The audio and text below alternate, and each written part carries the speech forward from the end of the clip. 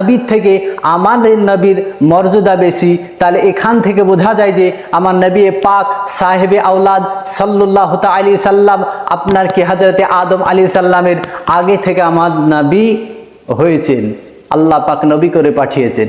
তাহলে যে ব্যক্তি যে বলে যে আজ 40 বছরের আপনার কি 40 বছরে যে নবুয়ত হয়েছে, নবী হয়েছেন, এই কথাটা পুরো ভুল।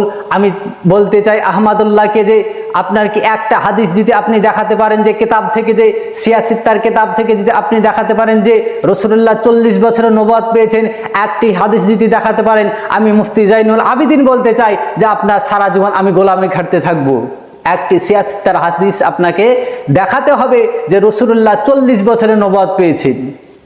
আমি আহমদুল্লাহকে বলতে চাই যে আপনি যে শেখ যে প্রথমে লাগাচ্ছেন, আপনার ওই শেখটা লাগানো চলবে না, কেননা আপনি শেখেরও যোগ্যতা হননি।